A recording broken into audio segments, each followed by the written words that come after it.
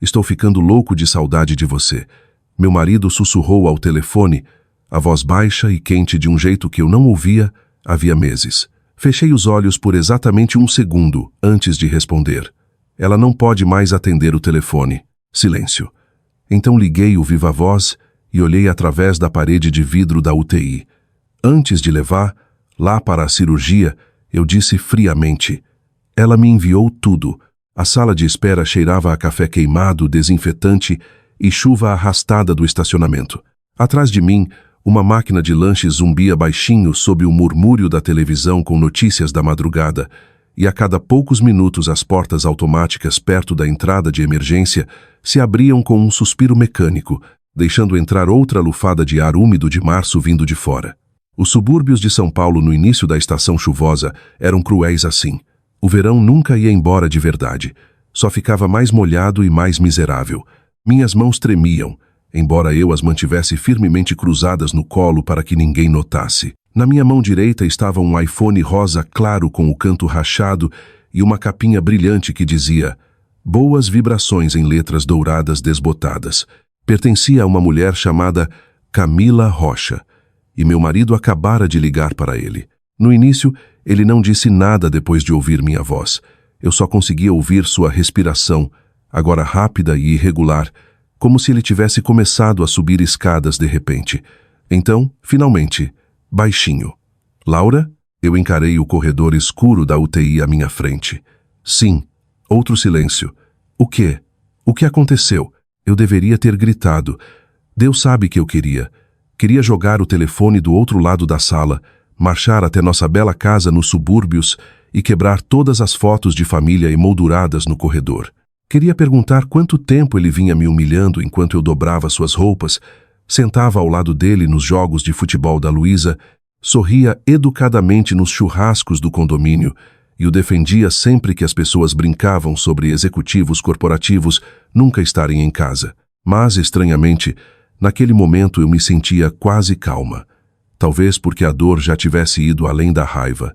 Ela sofreu um acidente de carro, eu disse. Ainda não sabem se vai sobreviver à cirurgia. A respiração dele parou completamente.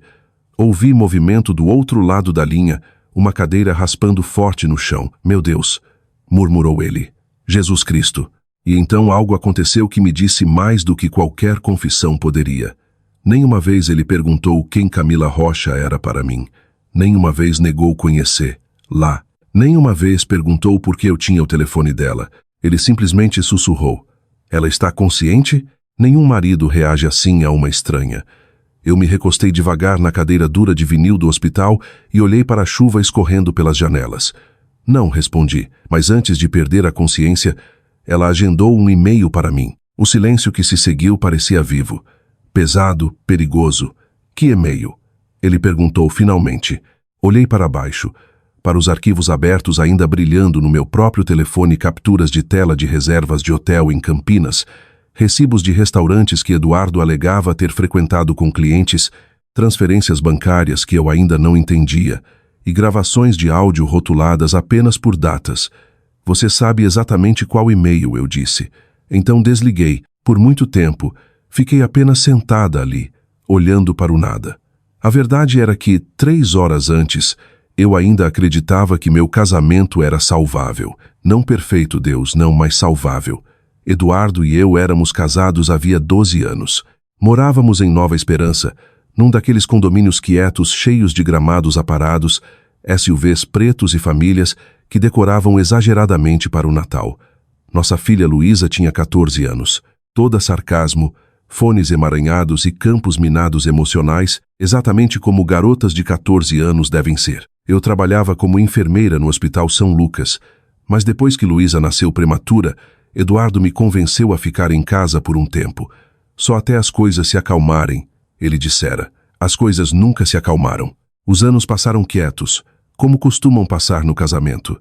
Treinos de futebol viraram aulas preparatórias para o vestibular.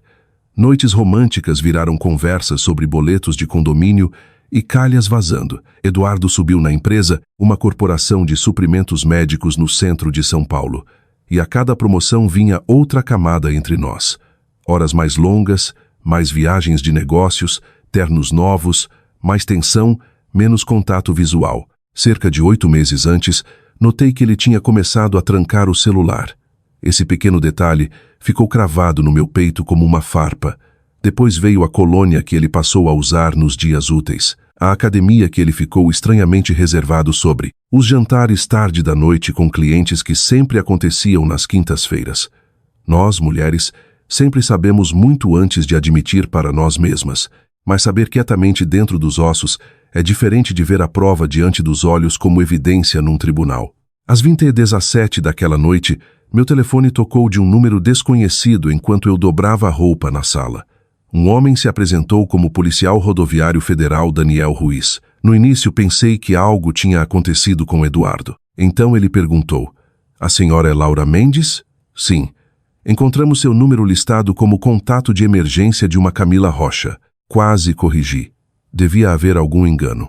Mas ele continuou: "Ela se envolveu numa colisão grave na rodovia Castelo Branco há cerca de 40 minutos. Antes de perder a consciência, pediu que entrássemos em contato com a senhora se algo acontecesse. Lembro de ter segurado a borda do sofá porque de repente a sala inclinou para o lado. Eu não conheço ninguém chamada Camila Rocha." Uma pausa. Então o policial disse gentilmente: "Senhora." Ela insistiu. A viagem até o hospital pareceu irreal. A chuva batia tão forte no para-brisa que eu mal via as faixas da pista. E todas as possibilidades terríveis lutavam por espaço na minha mente. Eduardo também estava ferido. Camila era uma colega? Alguém da escola da Luísa? Eu tentava construir uma versão da realidade que ainda fizesse sentido. Quando cheguei ao Hospital São Lucas, uma enfermeira de trauma já me esperava. Foi quando tudo começou a desmoronar. Camila tinha 34 anos, consultora de marketing, divorciada, sem filhos e, segundo a enfermeira, repetira meu nome várias vezes enquanto entrava e saía da consciência. Então veio o envelope. Um funcionário do hospital me entregou a bolsa de Camila junto com o telefone e um papel dobrado com meu nome escrito. Dentro havia apenas uma senha. Com as mãos tremendo violentamente, desbloqueei o telefone dela e encontrei o e-mail agendado nos rascunhos, já enviado 30 minutos antes. O assunto era: "Para Laura Mendes, antes que ele minta para você também." Abri. A primeira foto quase parou meu coração. Eduardo beijando Camila no espelho do lobby de um hotel, com data de 6 meses antes. A segunda mostrava uma transferência bancária. A terceira era um arquivo de áudio. E abaixo de tudo uma mensagem final: "Acho que seu marido está em séria encrenca e acho que ele planejava me arrastar junto." Eu ainda olhava para aquelas palavras quando Eduardo ligou para o telefone dela. Não escutei as gravações imediatamente. Por quase 20 minutos depois da ligação de Eduardo, fiquei simplesmente sentada naquela sala de espera gelada do hospital com o telefone de Camila no colo, olhando para o brilho da tela enquanto meus pensamentos espiralavam para lugares escuros demais para nomear. Enfermeiras passavam em uniformes azuis suaves. Famílias exaustas entravam e saíam carregando copos de papel com café. E em algum lugar do corredor, uma criança chorou brevemente antes de ser consolada até o silêncio. A vida continuava. A minha tinha parado. Em algum momento, meu próprio telefone começou a vibrar no bolso do casaco. Eduardo. De novo e de novo. Depois mensagens. "Laura, por favor, atende. Por favor, não é o que você está pensando." Quase ri disso. Homens sempre dizem isso. É praticamente memória muscular para eles, tão instintivo quanto respirar. Mas a verdade era que eu já não me importava mais com o caso em si. Essa constatação veio quieta, quase assustadora, porque algo dentro de mim entendia que havia mais. A mensagem final de Camila não soava como uma amante triunfante expondo um marido traidor. Soava como uma mulher assustada tentando sair de uma situação perigosa antes que ela a engolisse inteira. E isso me aterrorizava mais que a traição. Finalmente abri o primeiro arquivo de áudio. No início havia estática, depois o som abafado de movimento, chaves tilintando, porta de carro fechando, tráfego distante. Então Camila falou: "Estou gravando isso porque não sei o que Eduardo pode fazer se eu disser que terminei." Meu peito apertou imediatamente. A voz dela tremia levemente, mas não de drama de medo genuíno. "Eu sei como isso soa", continuou baixinho. "E se você estiver ouvindo isso, Laura, Então algo provavelmente já deu errado. Uma longa pausa. Eu nunca quis que nada disso acontecesse. Fechei os olhos. Deus me ajude. Eu acreditei nela. A gravação continuou por quase 10 minutos. E no final minha compreensão do meu marido tinha mudado para algo irreconhecível. Camila explicou que conheceu Eduardo numa conferência de marketing de saúde em Campinas, quase 2 anos antes. Ele fora charmoso, atencioso, inteligente do jeito polido corporativo que faz homens bem-sucedidos parecerem mais seguros do que realmente são. Na época, Camila tinha acabado de sair de um divórcio brutal que a deixou financeiramente instável e emocionalmente exausta.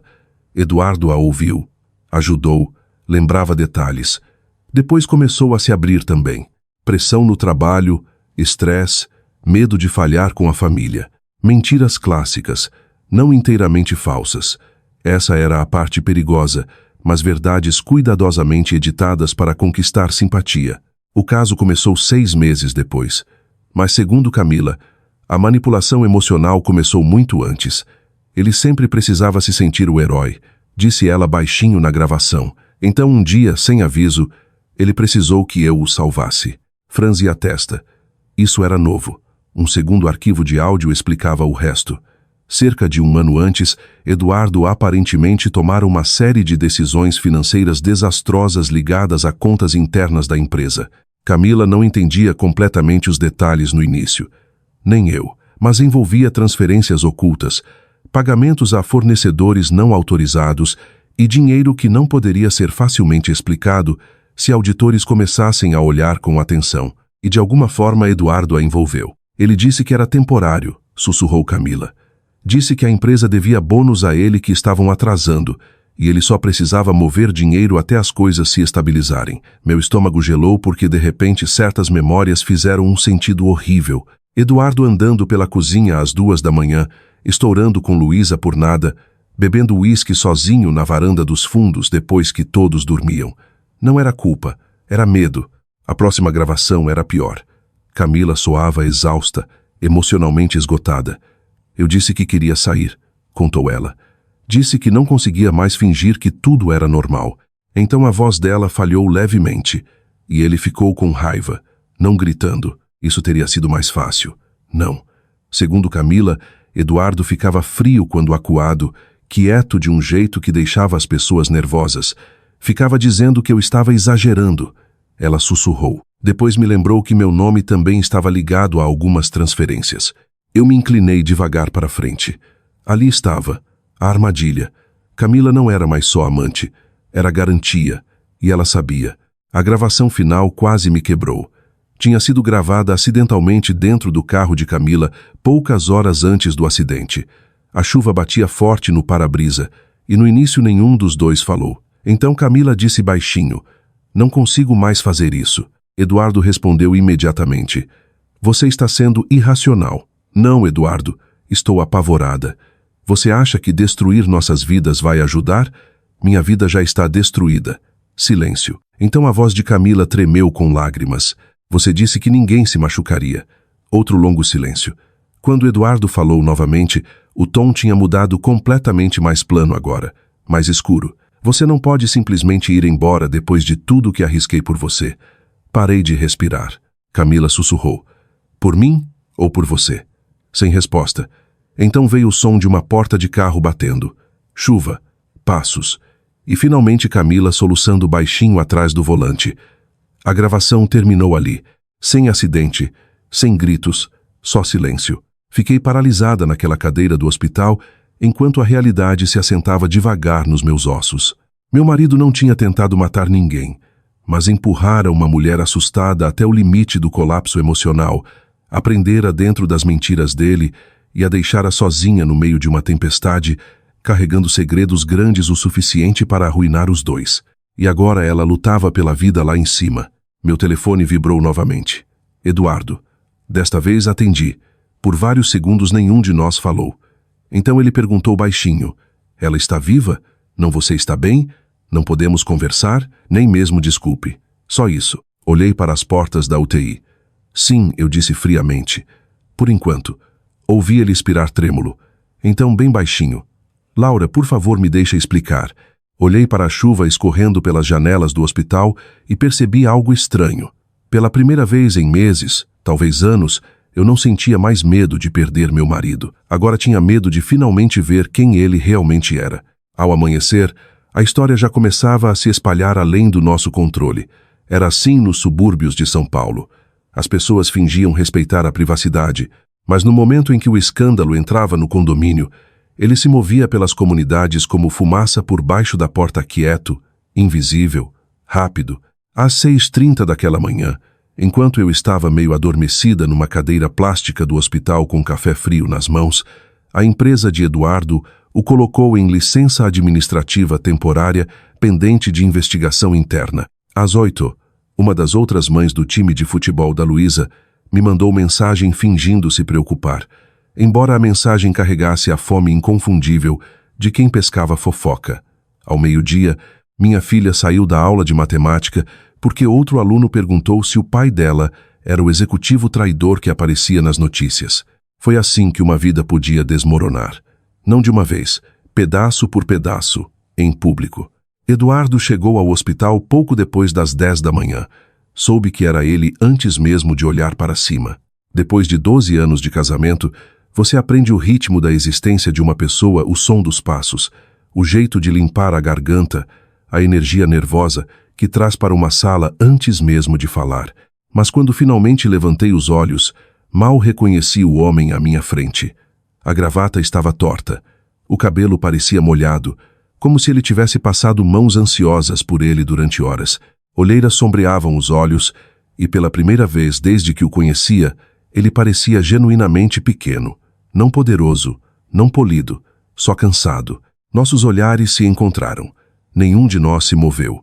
Então Eduardo olhou para as portas da UTI e perguntou baixinho: "Ela acordou?" Eu ri uma vez por baixo do fôlego antes de conseguir me conter.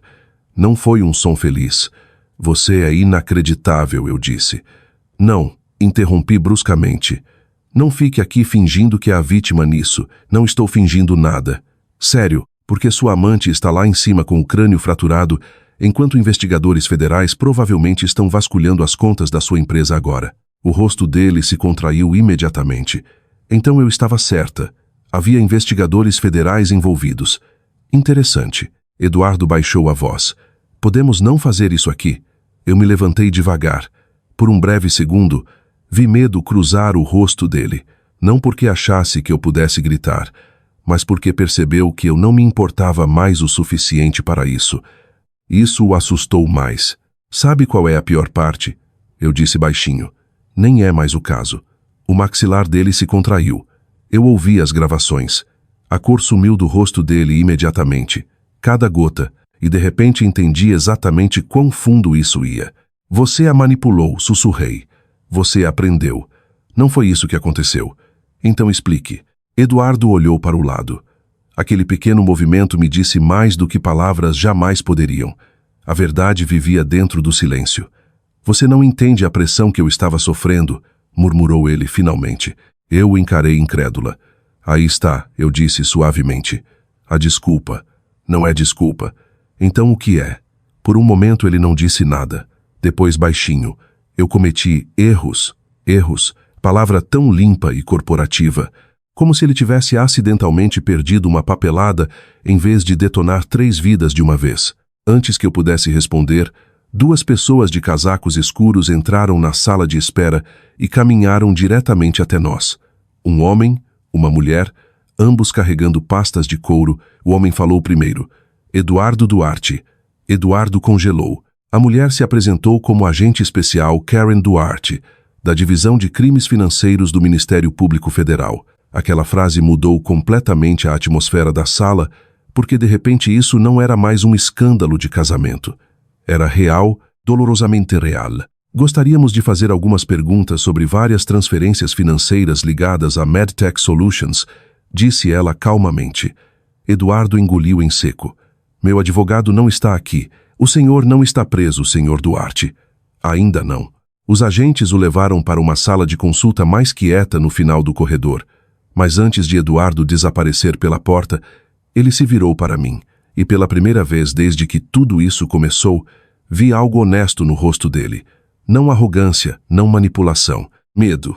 Medo real. As horas passaram. Camila permaneceu em cirurgia. Os agentes entravam e saíam. Em certo momento, Luísa me ligou chorando, porque alguém postara uma foto borrada online de Eduardo entrando no hospital com a legenda "Executivo traidor", ligado à investigação de fraude. Sentei num banheiro depois e chorei silenciosamente na manga para que minha filha não me ouvisse desmoronando ao telefone. Essa era a parte mais cruel da traição. Ela se espalhava como gasolina. Todo mundo perto o suficiente se queimava. Por volta das 16, um médico finalmente saiu da UTI. Camila sobrevivera à cirurgia. Costelas múltiplas fraturadas, concussão, hemorragia interna, estresse emocional severo, mas viva. O alívio que senti me confundiu. Essa mulher dormira com meu marido. Escondera coisas de mim. E ainda assim eu não conseguia odiá-la completamente. Talvez porque as gravações tivessem mudado tudo. Camila não era a mulher mais jovem e glamourosa que roubara meu marido da vida suburbana entediante. Era outra pessoa exausta que se prendera à necessidade de Eduardo de se sentir admirado, necessário, poderoso, papel diferente, mesmo dano. No final da noite, uma enfermeira me informou baixinho que Camila estava acordada e pedindo por mim especificamente. Hesitei do lado de fora do quarto mais tempo do que gostaria de admitir. Então finalmente entrei. Camila parecia péssima. Hematomas sombreavam um lado do rosto, tubos desapareciam sob lençóis brancos finos, e o cabelo loiro normalmente arrumado caía emaranhado nos ombros. Parecia menos uma parceira sedutora de caso e mais um ser humano assustado mal se segurando. Os olhos dela se encheram imediatamente quando me viu. "Desculpe", sussurrou. Eu não disse nada. Por um momento, só o monitor cardíaco falou entre nós. Então Camila virou o rosto levemente para a janela. "Eu realmente tentei deixá-lo", disse baixinho. "Você tem que acreditar nisso." "Eu sei." Os olhos dela se arregalaram levemente. Ouvi as gravações. Camila fechou os olhos de vergonha. Depois de um longo silêncio, sussurrou a frase que ficou comigo muito depois de tudo o mais desaparecer. "Eu achei que ele me amava", disse suavemente. Mas no final percebi que ele só amava ser a pessoa de quem todo mundo dependia. Fiquei completamente imóvel, porque de repente todo o meu casamento se rearrumou na minha cabeça, não em torno do amor, mas em torno do vício desesperado de Eduardo por ser necessário. E pessoas assim destroem todo mundo ao redor no momento em que elas próprias começam a desmoronar. 3 dias depois da cirurgia de Camila, Eduardo voltou para casa. Não para consertar o casamento, não porque as coisas estavam voltando ao normal. Voltou porque investigadores federais tinham confiscado o laptop do trabalho, congelado várias contas ligadas à investigação interna e aconselhado que não saísse do estado enquanto auditores examinavam quase 2 anos de registros financeiros. O homem que antes passava as manhãs gritando em chamadas de conferência de um SUV de luxo, agora entrava na nossa cozinha parecendo alguém que sobrevivera a um naufrágio. E estranhamente até então minha raiva tinha se tornado algo mais frio, mais limpo. Na primeira noite de volta, ele dormiu no quarto de hóspedes do andar de baixo, sem que nenhum de nós discutisse. Luísa mal olhou para ele durante o jantar. Empurrava o frango no prato enquanto Eduardo tentava uma conversa desajeitada sobre horários da escola e próximos torneios de futebol. Mas cada frase desmoronava no meio do caminho. Crianças sempre sabem quando um pai fica moralmente menor. Nenhuma explicação é necessária. Depois do jantar, Luísa desapareceu no andar de cima com os fones, e Eduardo ficou sentado sozinho na mesa da cozinha enquanto a chuva batia suavemente nas janelas sobre a pia. Por anos, imaginei confrontá-lo dramaticamente. Se descobrisse um caso, gritaria, jogaria taças de vinho, exigiria respostas como as mulheres fazem nas novelas. Em vez disso, enxaguei os pratos quietamente sob água morna, enquanto meu marido sentava a 3 metros, parecendo aterrorizado por mim. Aquele silêncio se tornou sua própria forma de vingança. Finalmente Eduardo falou. Eu nunca quis que nada disso acontecesse. Continuei lavando o mesmo prato. Ninguém nunca quer. Isso não é justo. Virei devagar, o pano de prato ainda nas mãos. Você teve um caso. Manipulou outra mulher para ajudar a esconder crimes financeiros. Mentiu para sua família por quase 2 anos e encurralou emocionalmente alguém tão mal que ela dirigiu numa tempestade soluçando atrás do volante. Pausei. Explique para mim qual parte merece justiça. O rosto dele se contraiu imediatamente. Eu não forcei Camila a fazer nada. É essa a linha que você vai seguir? Ela também fez escolhas. Ali estava. Não negação, distribuição de culpa. Sequei as mãos cuidadosamente antes de falar novamente porque de repente entendi algo importante.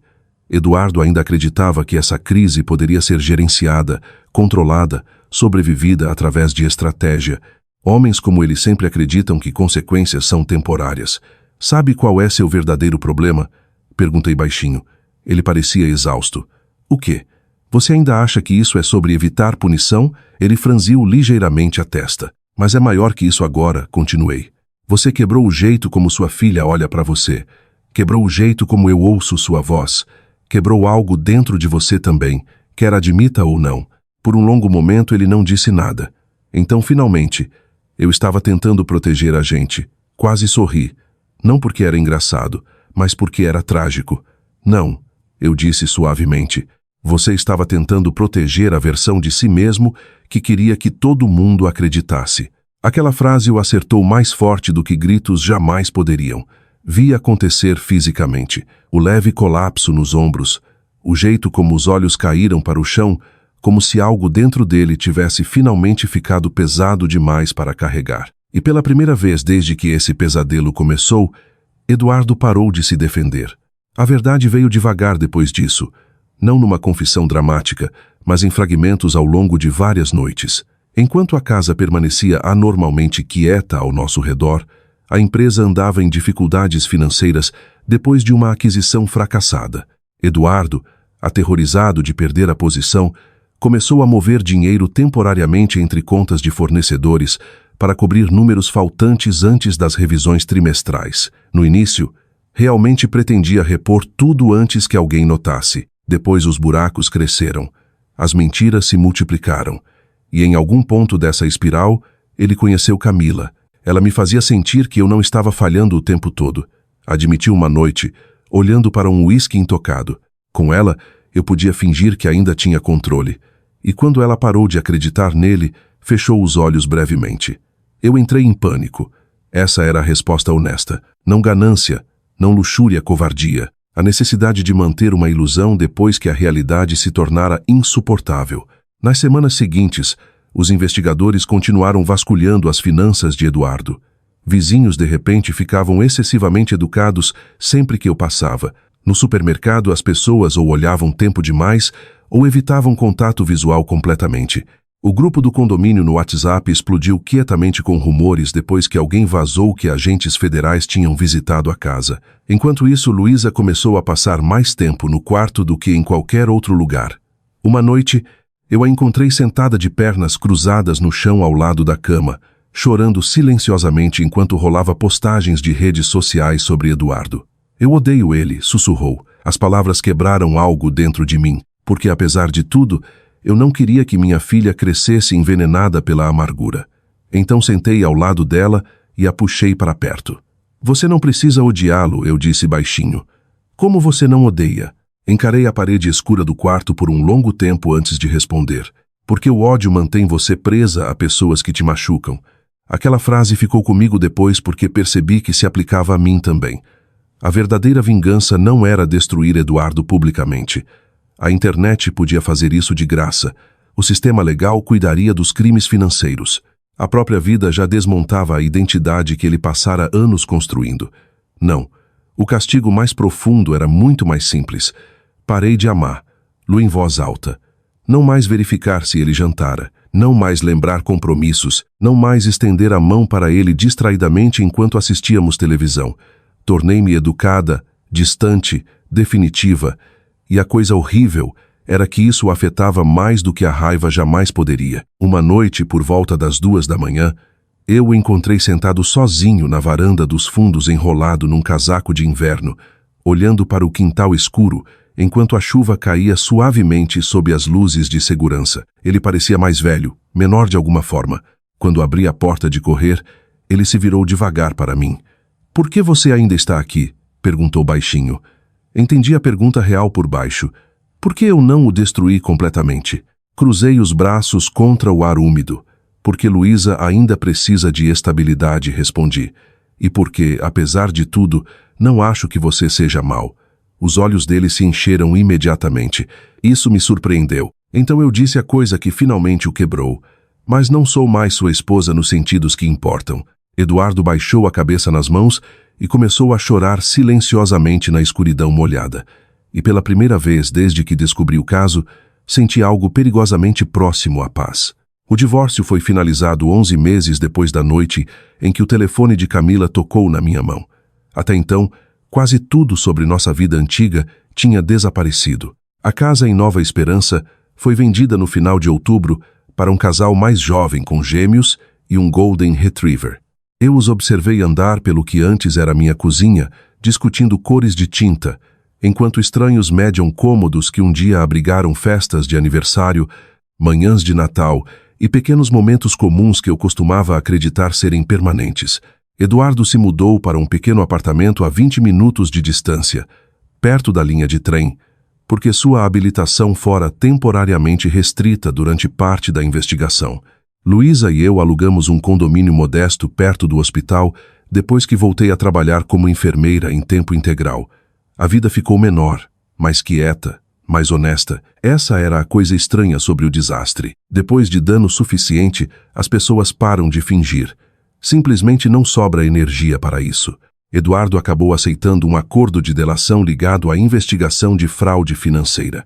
Sem prisão, mas multas financeiras pesadas, probation, cooperação obrigatória e a destruição permanente da reputação profissional que ele passara 2 décadas construindo. Uma revista de negócios local publicou um artigo humilhante sobre falhas de ética corporativa, completo com uma foto antiga dele, sorrindo confiante ao lado de palavras como conduta inadequada e transferências não autorizadas. Ele parou de olhar para espelhos depois disso. Camila se recuperou lentamente. Falamos apenas algumas vezes depois que ela saiu da reabilitação, principalmente conversas breves sobre papelada de investigadores e prazos. Estranhamente, a raiva que eu imaginara descarregar nela nunca chegou de verdade. Talvez porque dor reconhece dor eventualmente. Talvez porque no final nenhuma de nós ganhou nada que valesse a pena. Um mês antes da audiência de divórcio, ela me enviou uma carta escrita à mão, não e-mail, não mensagem, uma carta de verdade. Dentro, pedia desculpas sem justificativas. Admitiu que ignorara sinais de alerta porque gostava de se sentir escolhida. E confessou que por muito tempo se convencera de que a infelicidade de Eduardo de alguma forma justificava o relacionamento. Mas perto do fim, escreveu algo que ficou comigo. Pessoas como Eduardo não mentem só para os outros, escreveu. No final, elas constroem vidas inteiras mentindo para si mesmas. Dobrei a carta cuidadosamente e a coloquei numa gaveta da cozinha ao lado de garantias velhas e cupons vencidos. Não porque quisesse preservar a traição, mas porque queria lembrar a lição. Em dezembro, a chuva cobriu tudo novamente. Os verões paulistas têm um jeito de despir o mundo até o essencial. Árvores ficam como esqueletos contra céus cinzentos. Gramados desaparecem sob poças. As pessoas se movem rápido de lugar quente para lugar quente, carregando lutos privados sob casacos pesados. Uma tarde de terça, Eduardo perguntou se podíamos nos encontrar depois que a papelada final do divórcio fosse assinada. Quase recusei, mas algo dentro de mim entendeu que histórias inacabadas têm um jeito de ficar se você nunca as enfrenta diretamente. Então nos encontramos num pequeno restaurante à beira da rodovia, daqueles com bancos de couro rachado, refil infinito de café e garçonetes antigas que chamam todo mundo de querido, independentemente da idade. Eduardo já estava sentado quando cheguei. Por um segundo, mal o reconheci. Ele parecia mais magro agora. Todo o polimento corporativo caro tinha sumido. Sem terno sob medida, sem relógio de luxo, só um homem de meia-idade comum sentado sozinho sob luzes fluorescentes, enquanto a chuva caía quieta do lado de fora das janelas. Quando me viu, ele se levantou desajeitado. "Você parece cansada", disse suavemente. "Você também." Um sorrisinho triste tocou o rosto dele. Pedimos café que nenhum de nós realmente queria. Por alguns minutos, falamos sobre poupança da faculdade da Luísa, sessões de terapia, se ela ainda planejava tentar a USP algum dia, tópicos seguros, território cuidadoso. Então, eventualmente, o silêncio se instalou entre nós. Não mais silêncio raivoso, só verdade. Finalmente, Eduardo olhou para dentro da xícara de café e falou: "Fico repassando tudo na cabeça", admitiu baixinho, tentando descobrir onde cruzei a linha tão mal a ponto de destruir tudo. Olhei pela janela para o estacionamento molhado. Provavelmente não foi uma linha só. Ele franziu ligeiramente a testa. Como assim? Virei de volta para ele. Acho que as pessoas arruinam suas vidas gradualmente, eu disse. Um compromisso de cada vez. Uma mentira que parece administrável, depois outra. Então, eventualmente, acordam cercadas por consequências que mal reconhecem. Eduardo engoliu em seco. Eu nunca parei de te amar. Por um momento, a versão antiga dele piscou ali. O homem que dançava mal comigo na cozinha enquanto a massa fervia no fogão. O pai que certa vez dirigiu 3 horas numa tempestade porque Luísa esquecera o trabalho de ciências em casa. E essa era a tragédia. Ele não tinha sido falso o tempo todo. Simplesmente se tornara alguém mais fraco que a vida que tentava manter. Eu sei, eu disse gentilmente. Os olhos dele se encheram imediatamente. Aquela gentileza o machucou mais do que a crueldade poderia. Desculpe, sussurrou. Não só pelo caso. Por tudo. Acreditei nele. E, estranhamente, acreditar nele não mudava mais nada. Depois de um tempo, ele fez a pergunta que acho que o assombrava desde o começo. Você acha que um dia vai me perdoar? Fiquei quieta por vários segundos antes de responder porque mulheres mais velhas entendem algo que as mais jovens muitas vezes não entendem. Perdão e reconciliação não são a mesma coisa. Sim, eu disse finalmente, talvez um dia completamente. Uma esperança piscou brevemente no rosto dele. Então continuei. Mas perdão não significa que posso confiar em você novamente. A esperança desapareceu. Não dramaticamente, só devagar. Como luzes se apagando dentro de uma casa. Do lado de fora, a chuva continuava caindo sobre o estacionamento em silêncio branco úmido. Eu me levantei, vesti o casaco e peguei as luvas. Eduardo olhou para mim uma última vez. Eu te amei, Laura. Assenti uma vez. Eu sei. Então saí para a tarde chuvosa de São Paulo sem olhar para trás. E pela primeira vez em anos, entendi algo claramente. Vingança nem sempre é ver alguém sofrer. Às vezes é sobreviver a ele tão completamente que a destruição dele não controla mais sua vida.